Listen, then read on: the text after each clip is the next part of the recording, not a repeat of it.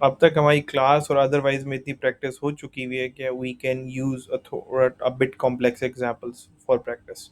यहाँ पे कह रहा है you bought a house and took a mortgage of 50,000। आपने 50,000 का लोन ले लिया, interest rate is 8%। You must amortize the loan over 10 years with equal end of the year payments। तो आपने इक्वल पेमेंट करनी 10 साल तक, ताकि आपका कर्जा और ये इंटरेस्ट जितना भी आप पे पड़ा है ये सारा पे ऑफ हो जाए।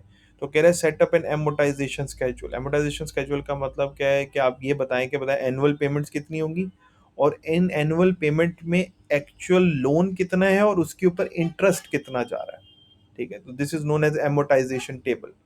लेकिन हमें पहले ये पता लगाना पड़ेगा कि अगर 50,000 का लोन है, 10 साल का टाइम पीरियड है, इंटरेस्ट रेट अगर 8% है, तो हर साल मैं कितनी पेमेंट करूंगा तो ये लोन खत्म हो जाएगा। तो हमें क्या यूज करना है, पेमेंट का फंक्शन। सो पीएमटी, पेमेंट फाइंड आउट करो, ब्रैकेट ओपन, रेट है हमारा 8%।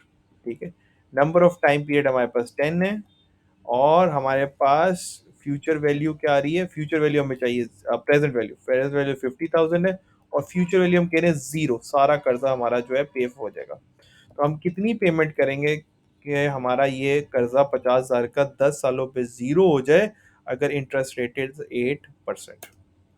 7,451 की पेमेंट करनी है हमने हर साल। तो उसमें हमें पता चल जाएगा कि हमारी सारी की सारी पेमेंट जो है वो 0 हो जाएगी। ठीक हो गया। सो एक तो ये हो गया पहला काम कि हमें पेमेंट फाइंड आउट करनी। नेक्स्ट में हमने इसका एमोटाइजेशन टेबल बनाते हैं, वो नेक्स्ट वीडियो में आ रहा है।